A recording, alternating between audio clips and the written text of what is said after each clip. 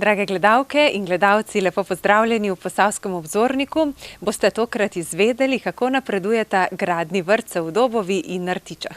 Kaj je na obisku v Sevnici povedal državni sekretar na Ministrstvu za delo, družino in enake možnosti Cveto Uršič, ter kako poteka gradnja postajališča za avtodome v Krškem. Pa poglejmo.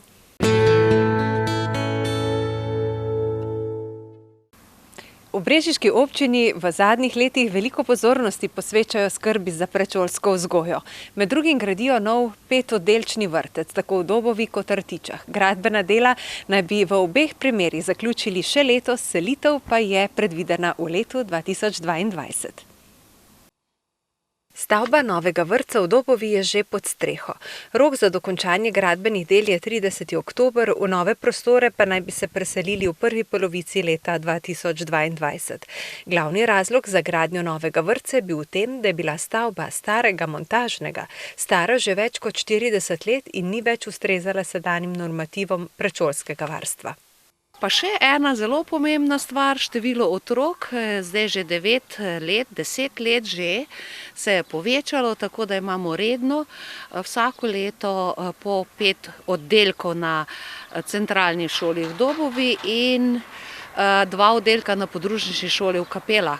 Novi vrtec bo imel 3 igralnice v pritličju, ena za starostno skupino od 1. do 3. leta, ena za kombinirani oddelek ter ena za starostno skupino od 3. do 6. leta ter še 2 v nadstropju, ki bosta prav tako namenjeni otrokom med 3. in 6. letom. Vrtec zdaj gostuje v šoli, v katerem imajo celo boljše pogoje, kot so jih imeli v starem. Zdaj bomo imeli pa res gnečo, sploh pa, če se zaradi teh vseh ukrepov, ki so v letošnjem letu, je sedaj, ko so vsi v šoli in v vrtcu, moramo kar paziti, da se te stvari, da ločujemo vrtec od šole, da se slučajno ne bi prenese kakšne okužbe. Drugače pa smo zelo veseli, da se bo to zgodilo in prav radi potrpimo zdaj vso to gnečo, ki jo imamo.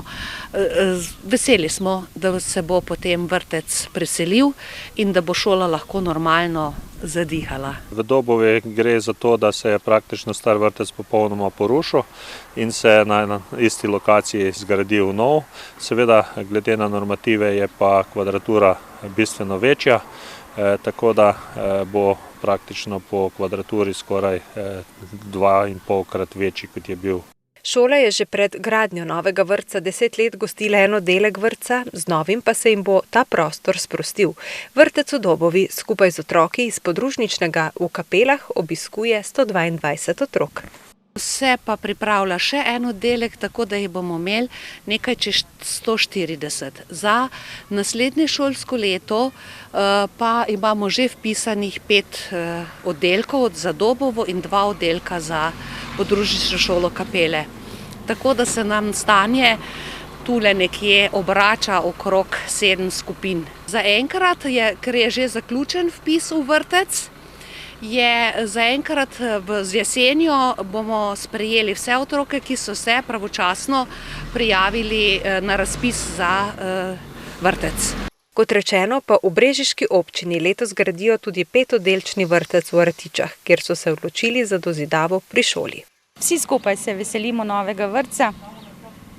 Trenutno imamo v vrtcu 90 otrok v 5 oddelkih. Sicer v sami šoli so 4 oddelki in en oddelek je na drugi lokaciji, ki jo imamo že zadnjih 6-7 let v najemu. Vsi se veselimo, da se bomo končno lahko kmalu preselili v nove prostore, da bomo skupaj bivali in ustvarjali in se razvijali, seveda. Šolo, v kateri zdaj gostuje vrtec, v 11 oddelkih obiskuje 230 učencev. Soočajo se z velikim prostorskim primanjkljajem. Selitev predvidevamo za naslednje leto, nekje od februarja naprej, če bo šlo vse po načrtih, tako kot naj bi šlo. Gradnja sama poteka po načrtih, z izvajalci in projektantom dobro sodelujemo. Sama gradnja je predvidena do novembra. V Rtičah, poleg tega, da gradimo vrtec, smo že uredili tudi kotlovnico, ki bo kasneje namenjena tudi za samo šolo. Prav tako pa smo že v Rtičah tudi izdelali geosonde, kajti kompletno se bo menjala tudi energetska sanacija oziroma energent, tako da bo tudi ogrevanje na ugodnejši način. Skupna vrednost gradnje vrtcev v Dobovi in Rtičah je po besedah brežiškega župana Ivana Molana 3,9 milijona evrov. Seveda, poleg tega bo še v tem trenutku imamo še razpis za opremo, za katero predvidevamo, da bo še nekje dodatnih oprema stala nas približno okoli pol milijona evrov, kar pomeni seveda, da bo ta oba vrtca stala približno 4,4 milijona evrov. Pridobili smo za oba vrtca tudi še nekaj nepovratnih sredstev z ekosklada, približno za 530 tisoč evrov, kar seveda nam je tudi pripomoglo, da bomo lažje finančno izveli oba vrtca. Zgrajenima vrtcema pa pridejo na vrsto nova vlaganja v šolske stavbe. Gre za šolo Rtiče, ki jo je potrebno prenoviti, kar pomeni, da verjetno nekje v koncu drugega leta oziroma v začetku leta 2023 se začne obnova šola v Rtičah. Potem pa seveda, ko se pa gradi, se pa začne pripravljati tudi projektna dokumentacija globoko, kajti imamo nekako tako, da ko eno šolo gradiš, pripravljaš dokumentacijo za naslednjo in potem greš naprej. Da je šola res dotrajana in zato nujno potrebno obnove, opozarja tudi ravnateljica. Inštalacija je dotrajana. Naj sam povem, da zdaj v zadnjem pol leta so nam že skoraj v vsakem prostoru radiatorji spustili, tako da jih moramo nujno menjati. Težave imamo z elektriko, z kanalizacijo in tako naprej. Z obnovo rtiške šole bodo zaključili ciklus obnov vseh šol, ki poteka vse od leta 2005 oziroma od takrat, ko je županski stolček zasedel Ivan Molan.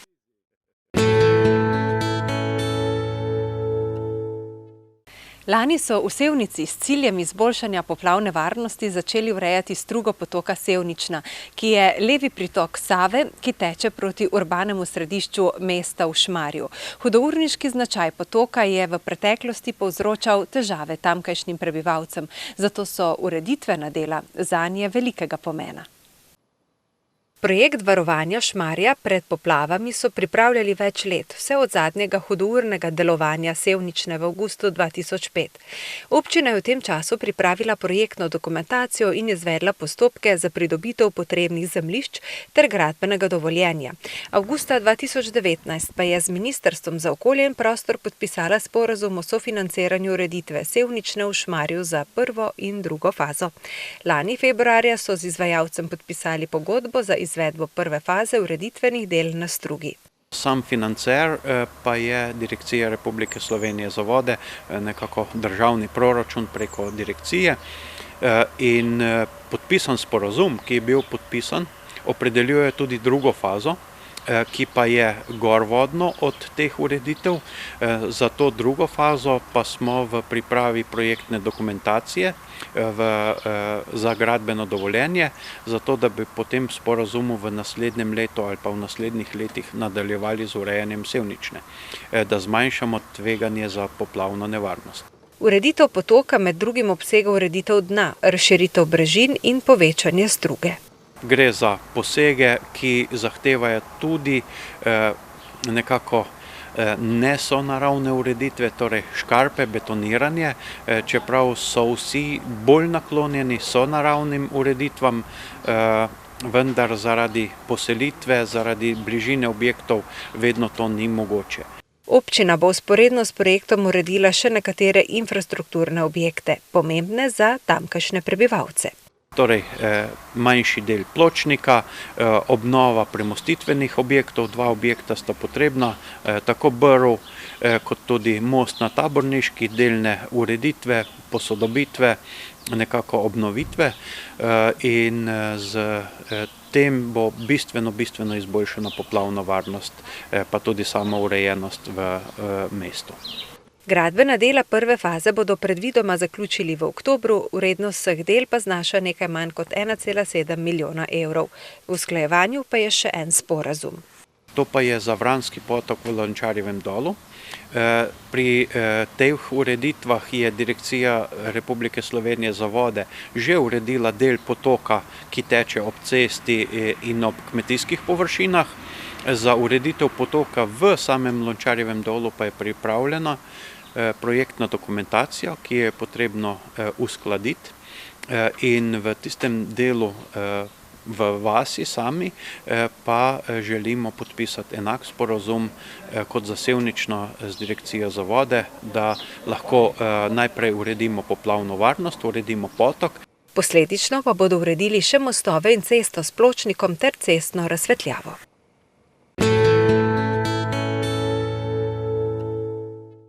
Ob stadionu Matije Gubca v Krškem na degradiranem območju ob Savi urejajo postajališča za avtodome.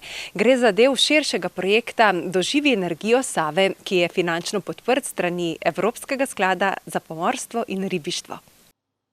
Ena od najbolj prepoznavnih surovin v posavski kulinariki je riba iz tamkajšnjih voda in ribogojnic. Z uresničitvijo projekta želijo ribe vključiti v turistično ponudbo, prilagojeno avtodomarjem, ki jih privlači raziskovanje narave, kolesarjenje in uživanje lokalnih kulinaričnih dobrot. Občina kot vodilni partner bo uredila 12 postajališč. Celotna investicija naj bi znašala okrog 230 tisoč evrov, česar je približno 47 tisoč evrov sredstev, ki jih prispeva občina Krško, ostalo pa je iz evropskih skladov. Projekt naj bi bil končan nekje v maju letošnjega leta, seveda je to samo en del projekta, namreč celotni projekt bo potem tudi različne vrste promocije in podobno, s čemer bi pač promovirali ribištvo na Savi in pa celoten smisel in namen tega projekta. Ob krški občini so partnerji v projektu še Ribiška družina Brestanica Krško, Agroposavje, Ribogojstvo Colarič ter Center za podjetništvo in turizem Krško, ki bo bdel nad programsko-promocijskim delom postajališča. Projekt ima zato širšo dimenzijo. Izobrazili bomo tudi nove turistične vodnike, ribiče, ki bodo znali predstaviti turistom našo destinacijo. Poleg tega se bo oblikovala tudi regijska karta, turna kolesarska pot, ki se ravno tako navezuje na avtodomarsko postajališče, kajti avtodomari so nekako turisti, ki si želijo teh zelenih doživeti, se pravi užitkov ob reki Savi, potem tudi kolesarjenja, pohodništva, kar jim lahko na naši destinaciji nudimo. V krški občini imajo kar nekaj postajališč, denimo v Brestanici in na Ribniku v Mačkovcih. Ta, ki ga urejajo pri stadionu, bo po besedah župana sodil v višji kakovostni razred. To postajališče bo opremljeno v celoti tako, kot taka objekt pritiče, to pomeni z vsemi elektropriključki, vodo in pa odtoki, ki so, se pravi, samo čiščenje kaset in vse ostalo. Res pa je, da so ta naša postajališča, ki jih imamo v naši občini, objavljamo oziroma reklamiramo tudi v okviru mreže postajališč za avtodome v Sloveniji, v različnih medijih in tako naprej, tako da so kar obiskana.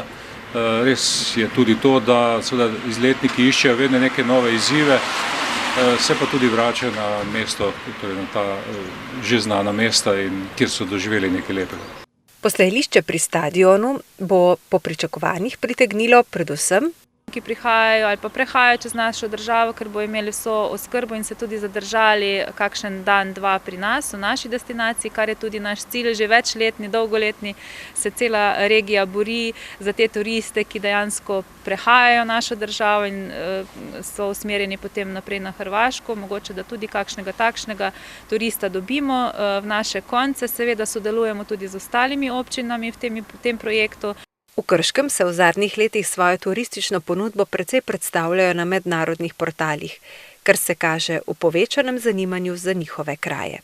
Kajti turist, ki prihaja po koroni, bo pazljiv, bolj bo nekako ozaveščen in se bo nekako teh večjih skupnih ali nekako soban, nekako ležišč v hotelih, mogoče pa tudi malo bolj izogibal. Kar je odlična priložnost za razvoj avtodomarskega turizma. V sklop projekta tudi sodi nakup 2 ribomatov, in sicer za tržnico Videm v Krškem in Brežicah. Kupili so jo v ribogojstvu Colarič iz Dobrave pri Kostanjevici, ki je partner v projektu. In pol je bila tako ideja, ker sem videla, da to v Krškem že funkcionira, tej multimati, in tam stoji že en ribomat za postrvmi. To bi pa verjetno bila ena dobra zadeva, ker dostavimo to ribo bližje ljudem, lahko jo gredo kadarkoli iskat, niso zdaj odvisni od mojega delovnega časa. In sem pol predlagala, da bi 2 ribomata nabavili, enega za Krško stran, enega za Brežice, ko iz Brežic imam kar precej strank tudi. In to smo pol zdaj, kolikor je bilo na jesen potrjeno vse skupaj, kar dosti hitro zrealizirali, naročilo dali konec decembra in nekje konec februarja smo pa postavili oba ribomata. Colaričevi se ukvarjajo z gojenjem afriškega soma. Sprva so nameravali ribe zgolj gojiti in jih žive prodajati, a so razmere na trgu narekovale, da se preusmerijo v njihovo predelavo. Posebnost afriškega soma je?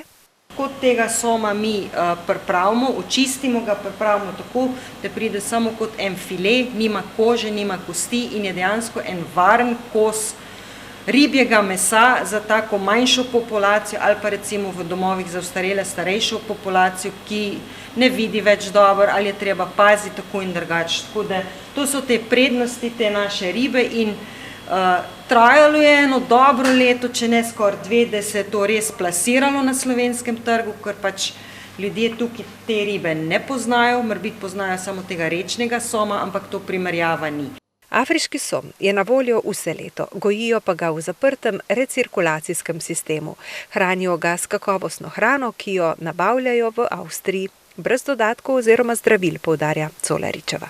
Tako da dejansko meso te ribe nima nobenega vonja, ne po nekem mulju, kot recimo te somi iz naših rek, ampak je dejansko zelo ena riba, tudi dejansko brez enega specifičnega ribjega vonja. In to je tudi marsikomu všeč, ko si pripravi kosilo, pospravi mizo in noben, če boste dobili čez pol ure obiska, noben ne bo vedel, da ste imeli ribo na mizi. Ker je res taka zelo nevtralna riba. Ne samo po vonju, tudi po okusu. Z gojenjem afriškega soma se ukvarjajo od leta 2016. Na letni ravni predelajo 100 ton živih rib. Če to pretvorimo v obliko filejo, je to tam 40 do 45 ton fileja, to ni tako majhna količina in to moraš dejansko, da se vse stroškovno pokrije, na veliko ven riniti. Se pravi, zato smo mi iskali večje odjemalce in smo začeli to sodelovanje s Kvibom. Kar je pa ta kriza, če tako lahko rečem, prinesla, korona, da je se čez noč vse ustavili, jaz sicer nisem mogla verjeti, ko so me klicali, da kaj bomo naredili, če se bodo šole zaprle, vi ste vsi skupaj zmešani, to se ne bo zgodilo, ampak se je, čez noč. In smo stali tam, kaj bomo zdaj. Smo pa, in to sreč v dobrem sodelovanju CPT Krško tudi, ki so pol začeli pomagati vsem lokalnim predelovalcem hrane, da so nas začeli promovirati. In na ta način jih je bolje spoznalo tudi lokalno prebivalstvo. V času korona krize so se odločili tudi za dostavo na dom. In se je ta lokalni krog kar razširil, moram reči. Se pravi, če sem imela prej na teden 10 kupcev, jih imam zdaj po mojem tudi 50-60 lahko. Se pravi, je bila ta kriza en izziv, zagrabiti si mogo. Z odjemom v ribomatih so zadovoljni, polnijo ju ob četrtkih, ob začetku tedna pa ponudbo po potrebi dopolnijo. Naši izdelki, to kar je sveže, se pravi mleta riba, file pa čevapčiči, imajo rok trajanja tam 6 do 7 dni.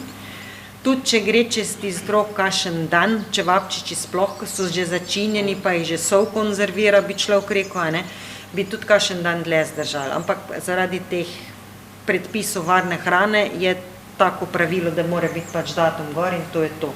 Ribji namaz, pašteta, to je edino, kar je konzervirano, to ima pa rok trajanja 6-7 mesecev, tako da to sploh ni problema. Zaenkrat o nadaljnji širitvi predelave ali dodatni ponudbi ne razmišljajo, a porajajo se vedno novi izzivi, ki jih bodo morda uresničili v prihodnosti. Slovenski domovi za starejše so bili v drugem valu epidemije osrednja žarišča okužbe, zato je v tretjem valu glavna skrb, kljub temu, da je precepljenost v domovih precejšnja, preprečiti vnovičen vnos virusa. To je bila ena glavnih tem nedavnega obiska državnega sekretarja Cveta Uršiča v domu upokojencev in oskrbovancev Impolca. Posledice v drugem valu so bile hude, a smo se iz tega veliko naučili, zato smo lahko pozitivno zaskrbljeni, je dejal Uršič. Na en stran pozitivno gledamo na zgodbo, zato ker so se domovi že v pripravah na drugi val usposobili in videli, kako je treba reagirati. Zaskrbljeni pa zato, ker se nam preprosto dogaja, da tudi tisti, ki so precepljeni, zbolevajo. Zato gre z tega mesta seveda pohvala in domu, in lokalni skupnosti, in vsem v tej regiji, ki so jesen in pozim dobro sodelovali. V obenem gre pa seveda prošnja in poziv in opozorilo. Prosim, ne pozabimo opozorila stroke, prihajamo, smo v tretjem valu. Žal so nekateri stanovalci oboleli za okužbo, ne glede na to, da so že bili dvakrat cepljeni. Zdravstvena stroka pravi, da je vedno nek majčken delež, majhen procent takih, ki lahko ponovno zbolijo. Ampak zaradi cepljenja naj bi bilo torej lažje posledice. Po drugi strani pa to, kar nas pa stroka posebej opozarja, je pa nove oblike sevov. In tudi cepljenje se ne odziva na te nove seve. In to je tista stvar, ki nas v naslednjih mesecih najbolj skrbi, mutacija sevov oziroma mutacija sevov. Tako da to je razlog, da ljudje tudi zbolevajo, ampak še vedno, prosim, opozarjajte, naj se grejo cepiti. Domovi so ob vseh zdravstvenih izzivih tudi kadrovsko podhranjeni. Ministrstvo, tako Uršič, je za zagotavljanje novih zaposlitev doslej zagotovilo 26 milijonov evrov. Žal, zdravstvo tukaj ni uspelo, da bi tudi oni zagotovili dodatna sredstva za zdravstven kader, tako da tega v resnici primanjkuje, ampak v domu Impolca so zaposlili 6 oseb iz teh sredstev ministrstva.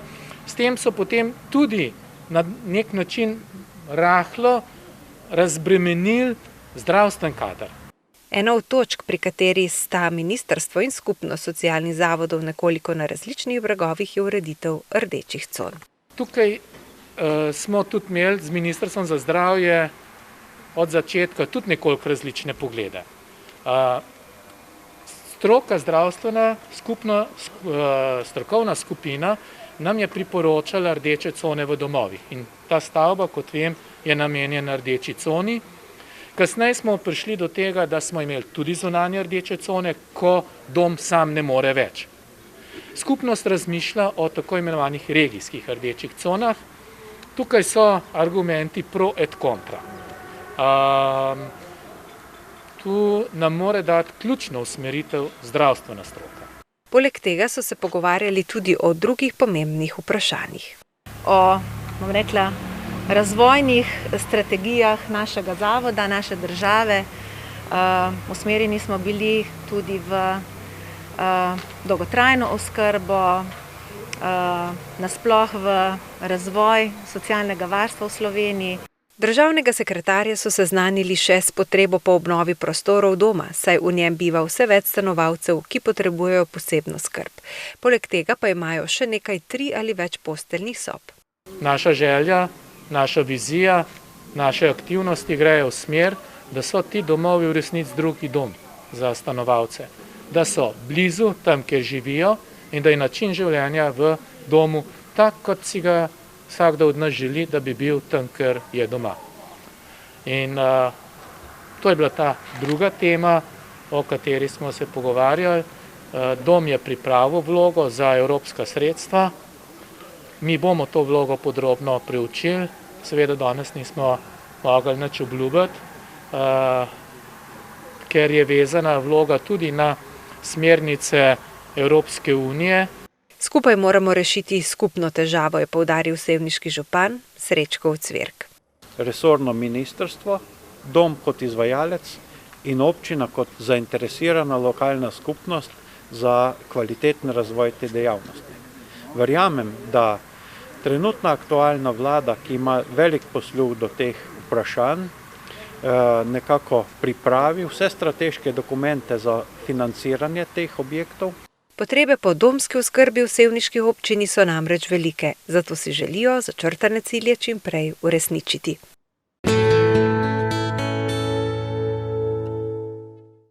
Hvala, ker ste se družili z nami, prijazno vabljeni spet prihodnjič, morda bodo takrat pomlad ponovno pokazala svojo korajžo in toplejši obraz.